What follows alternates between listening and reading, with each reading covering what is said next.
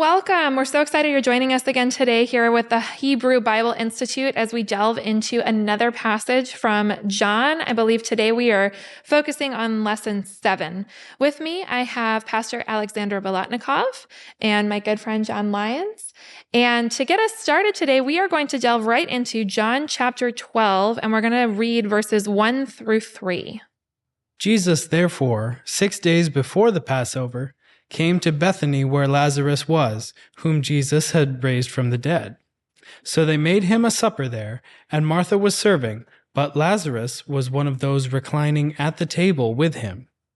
Mary then took a pound of very costly perfume of pure nard, and anointed the feet of Jesus, and wiped his feet with her hair, and the house was filled with the fragrance of the perfume. So, as we were reading this passage earlier, the big question came up. There are a lot of Marys in Jesus' story. Which Mary is this? I will start with a question too. What do you think people, what in your opinion, what have you heard, who this Mary people think is? Well, I mean, Mary Magdalene. Given the context that it just mentioned Lazarus and Martha, I would assume it's Mary. Yes. As in Mary, Lazarus' sister. Right. Exactly. Yeah. Exactly. This cannot be Mary the Magdalene. Because she's from Bethany as opposed to the one from Magdala. Correct. Okay. Magdala, I've been to it a few times. It was just recently discovered. I mean, everybody, let me explain in more details. You know, when you drive around the Sea of Galilee from Tiberias, and usually I like to stay with, when they take the tour, we stay with at Tiberias. So when you drive the bus around the Sea of Galilee or Lake Kinneret, so you go toward Capernaum, so you're going south of Tiberias, and there was always a sign. I've been there for 30 years. There was always the sign Magdala, but it was nothing.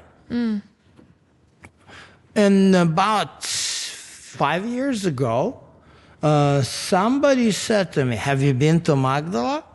And I said, I was by the sign, but there is nothing. And it was my tour agent, and she said, now there is something. Go check it out. So for many years, there was an archaeological site. They were digging. Finally, the village of Magdala was discovered. They discovered houses. They discovered ancient synagogue.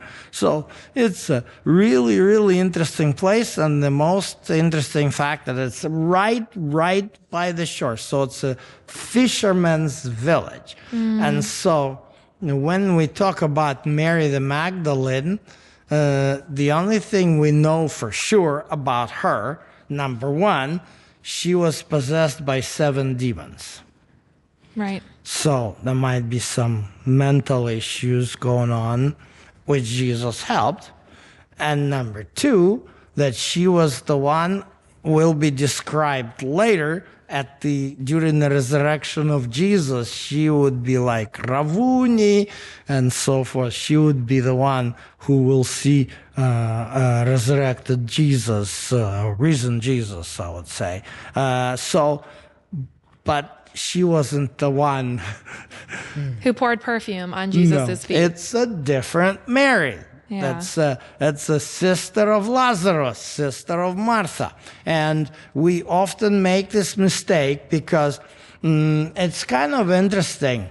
The story about Jesus and the woman is in every, like who is trying to wipe his feet with the hair. And I'm not really sure if that is kind of literal, to be honest. Sorry, I'm not sure I'm understanding. You're saying that it's in the other gospel accounts Yeah, Gospel of Matthew. But you're not sure that it's literal. What do you mean by that? Okay. It says here that she was wiping his feet with her own hair. I'm not gonna get into the scholarly discussions of this, what it actually means, but I have a hard time imagining it in the Eastern culture, literally. Yeah, didn't they cover their hair, the women? Of course. So to be in a room full of men pouring perfume on his feet and then unwrapping her hair and wiping his feet with her hair, that would be pretty... Highly inappropriate. Yeah. I would think. You know, a woman touching a man's feet who is not her husband in our situation, is it going to look... Yeah, it's a little weird. Yeah. I mean, even if somebody like, let's say, a person is a massage therapist and it's a friend and, wants a massage, your wife is present, some kind of needs to be decent. And here it's like, wow. Yeah. So there is a figure of speech in here involved, not literally just take the hair and just do it. Right, kind of like the Son of Righteousness shall rise with healing in his wings. It's talking about the fringes of his garment. Yes, not literal wings. This doesn't have to be like literal. But the point is, you got Matthew, Mark, and John, 3 Gospels, which is an unusual order because Matthew and Mark are called the Synoptic Gospel and John is not. Usually Matthew, Mark, and Luke, but it's Matthew, Mark, and John.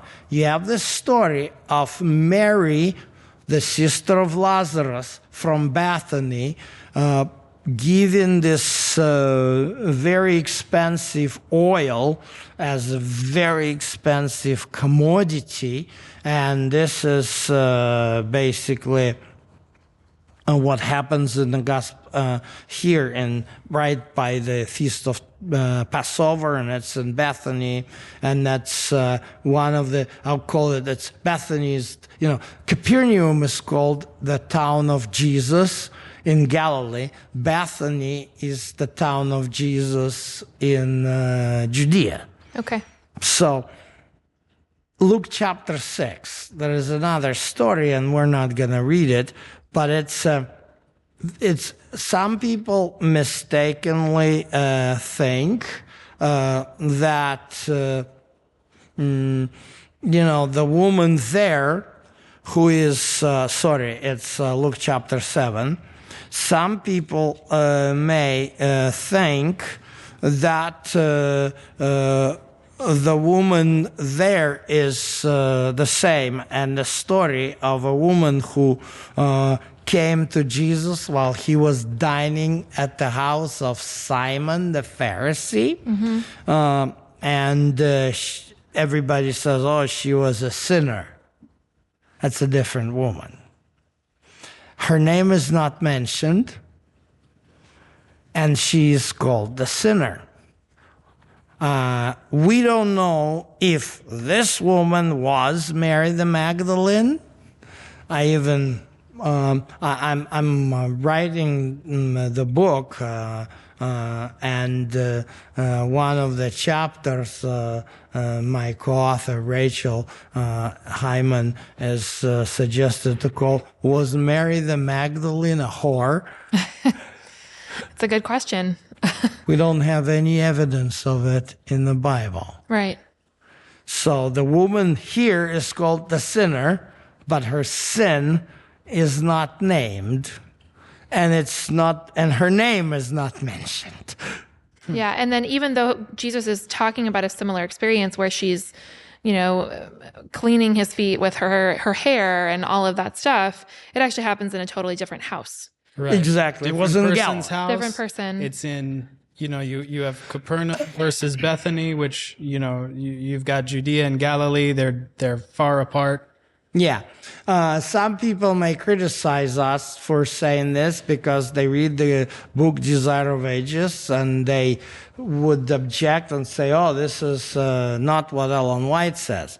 And I'll just anticipate in such an objection. I'm going to say that very often we make an assumption that in this chapter where all these stories are presented and the homiletical lesson is made, that it assumes to be the same person.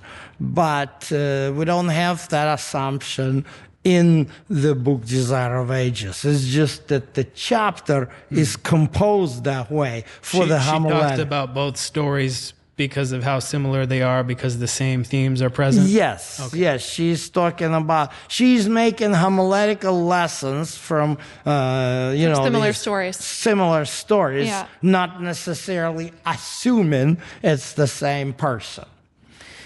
So when we look at, back in John chapter 12, when we look at this story here, she pours the perfume on his feet. And, he says, leave her alone. I'm here with her. Right. But one part of the story that has always been difficult for me to kind of wrap my mind around is one of Jesus's disciples, Judas Iscariot, actually objects to her doing this because he wants the money. And so that brings me to the question of, how is it that he could possibly be around Jesus and yet still not believe? Well, yeah. We have instances of other people that seem to continually be around Jesus and yet not believe. I mean, yes, but he's one of the inner circle. You would think like being exposed to just that glory of Christ all the time would have a different kind of impact on someone. Yeah, we have Judas. I wouldn't qualify that as not believing. What I see, Judas is having an issue which he doesn't want to part. That's true. Not that he doesn't believe in Jesus, but that he hasn't been converted yet. Yeah. He's just doesn't want to part with that, with these issues. He's having this kind of, he sees this. I mean, yes. First of all, Lazarus' family is not a poor family.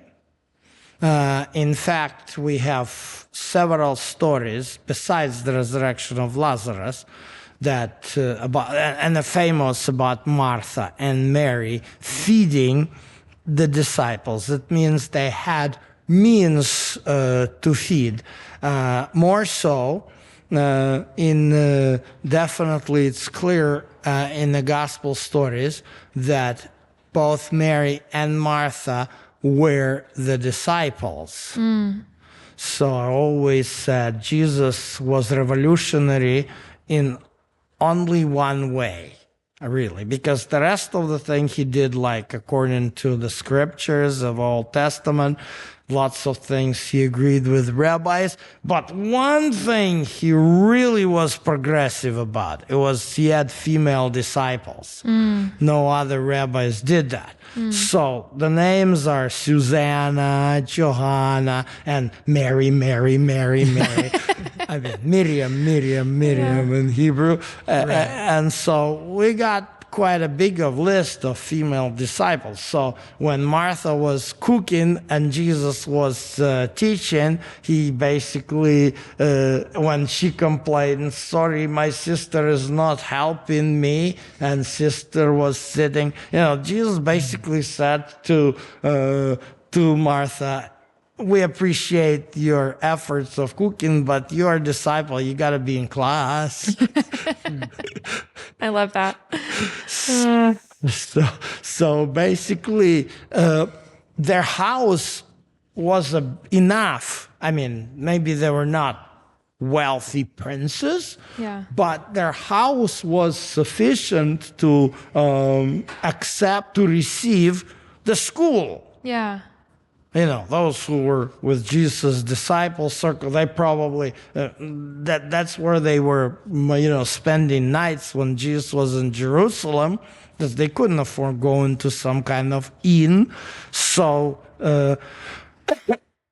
apparently, even because of the proximity, and Bethany is a southern direction, similar to Bethlehem direction. So when we look, these are, the residents of Bethany were making money on housing pilgrims.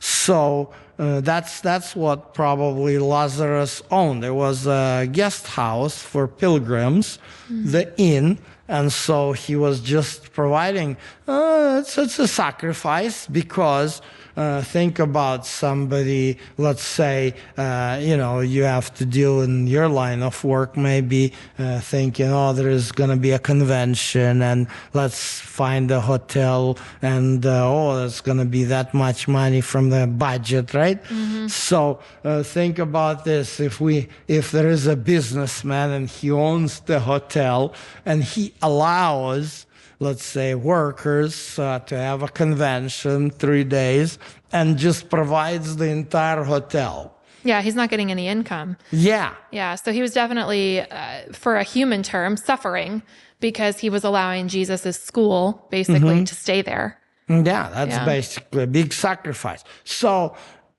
Judas was quite inappropriate. Yeah. Because it was theirs.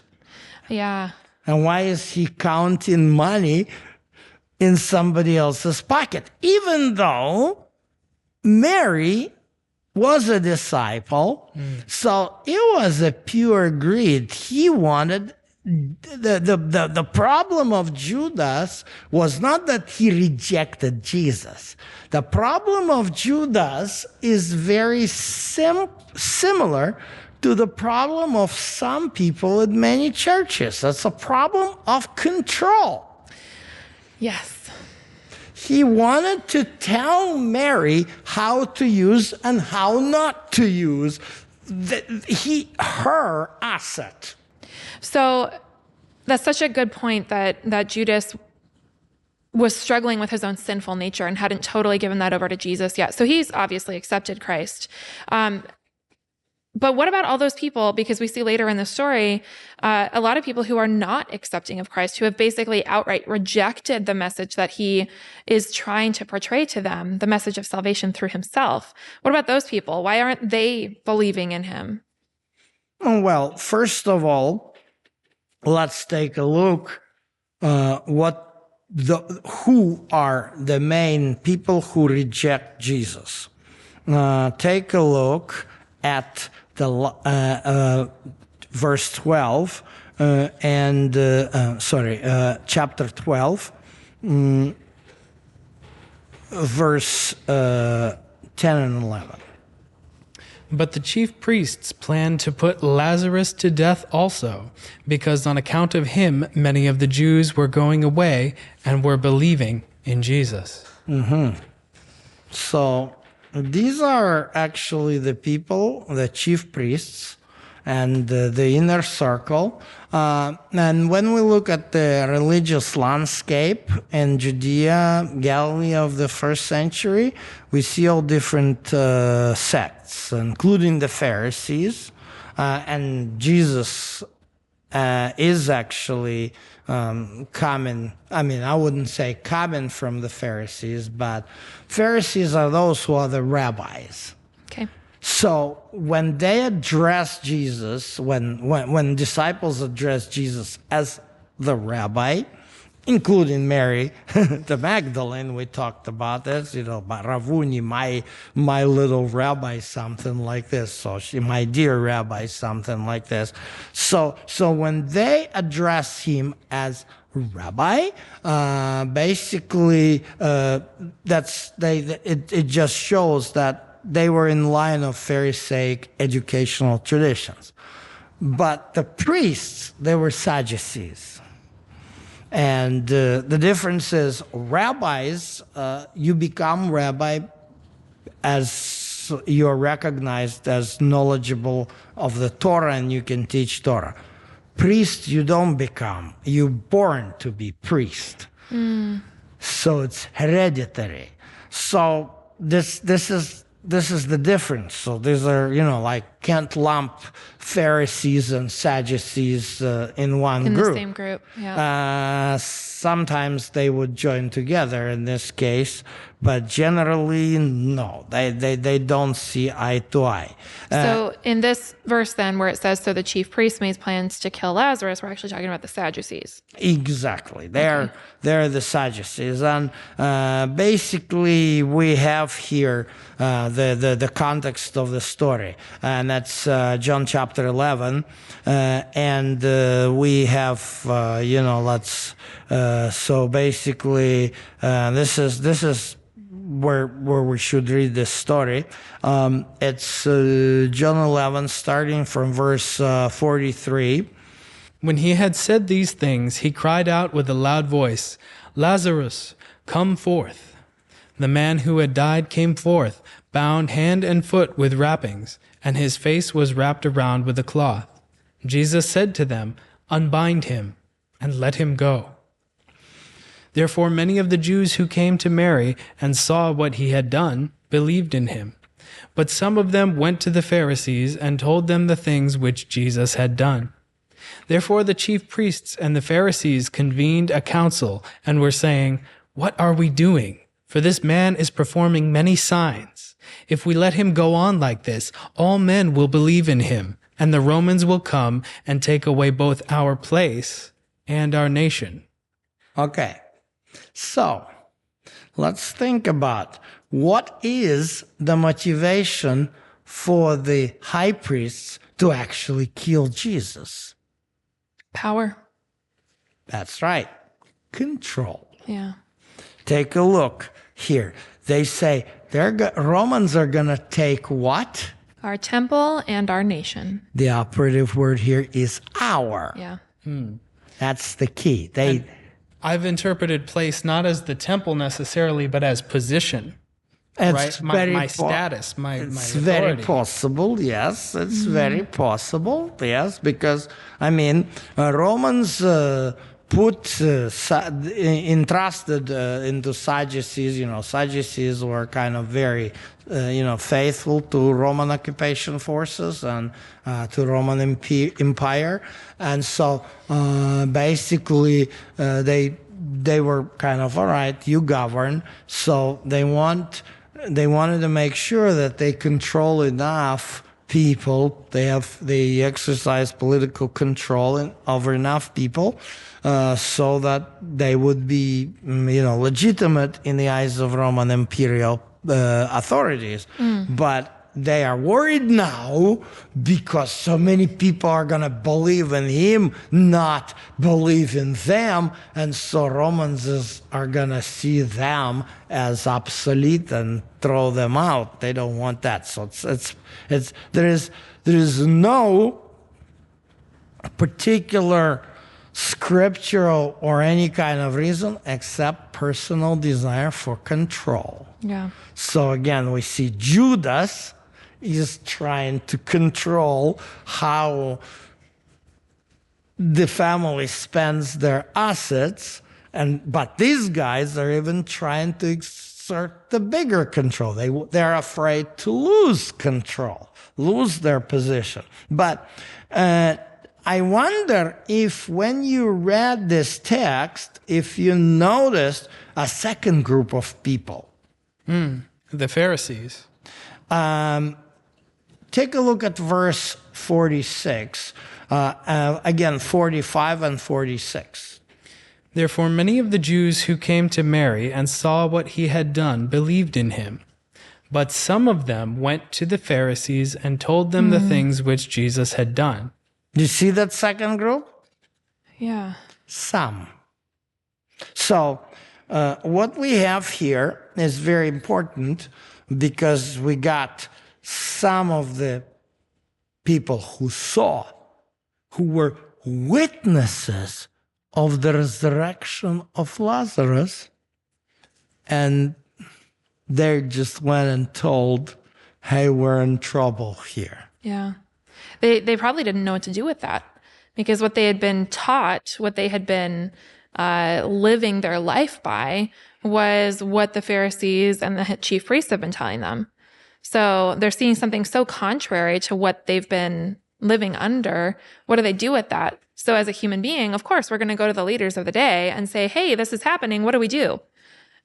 And then the chief priests and the Sadducees become the chief priests and the Pharisees become very self-centered, self-oriented. Yes. And you can see why. I mean, especially considering Sadducees teach that there is no resurrection. Right? That's why we read that they want to kill Lazarus also, because he's proof of resurrection. Yeah, you're right. For the Sadducees, they're absolutely ruthless. They don't care. They have their political agenda, and they don't care about believing in God. Like I was listening a couple days ago, a historical lecture about the Russian Orthodox Church in the Soviet Union. And what happened is Professor Zubov, who is teaching now in Czech Republic at the university because he's a dissident. And he is a very, he's, as he presents himself as a deeply religious Orthodox person. So he's telling how Stalin restored the Russian Orthodox Church in the middle of the World War II in 1943, but he made it an instrument of KGB. And so there were many, he gives few examples, so Professor Zubov gives few examples what it turned out to be. So, like there was one tourist from France of Russian descent, so the person was Orthodox. They came to one of the cities and they were looking for any kind of Orthodox believer. They grew up in this, their ancestors grew up in this city, so they found some kind of place with a monastery. So they began to ask, where is the monastery? So finally they met with the group of believers, and they say, oh, please tell in the West, it was probably 1970s, that we are in such a persecution to the point that even our priest does not believe in God. Wow. Because what the KGB was doing, some of the priests they recruited, but some they basically took their own officers, taught them some Orthodox stuff, what to do, and appointed them over the people to control these believers.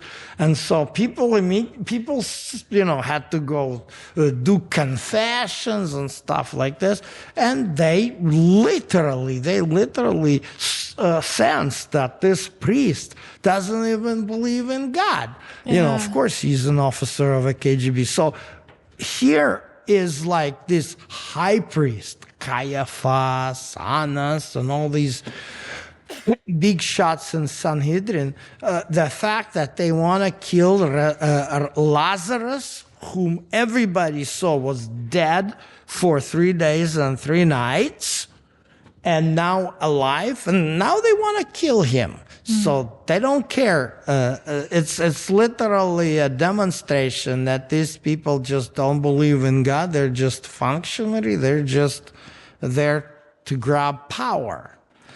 When I see this story, it reminds me of how Jesus concluded one of the parables, Luke 16:31. But he said to him, if they do not listen to Moses and the prophets, they will not be persuaded, even if someone rises from the dead. What parable is this, do you think? the rich man and Lazarus. Do you think the name Lazarus is accidental? No. That's the purpose of this parable.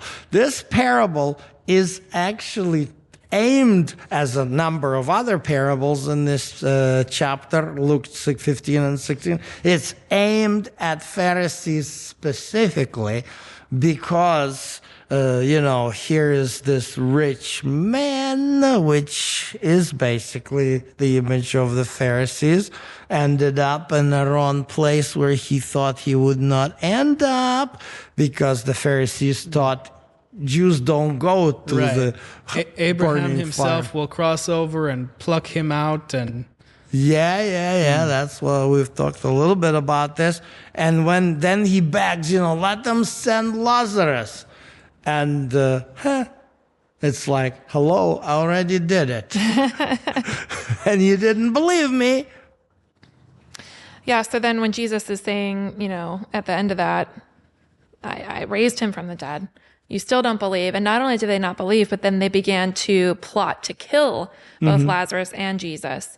But I wanted to focus a little bit on, we've talked about the reasons why the Pharisees and the Sadducees did not believe. But there is a group of people here that we haven't talked about yet, and that is the people who did believe. And this is a very important group of people. Take a look again at John 11:45. therefore many of the Jews who came to Mary and saw what he had done believed in him. So who came to Mary? Jews. Exactly.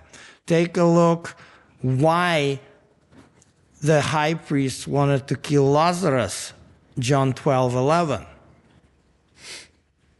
Because on account of him, many of the Jews were going away and were believing in Jesus. So this is very interesting. Some people and some scholars, they portray the Gospel of John as very anti-Jewish.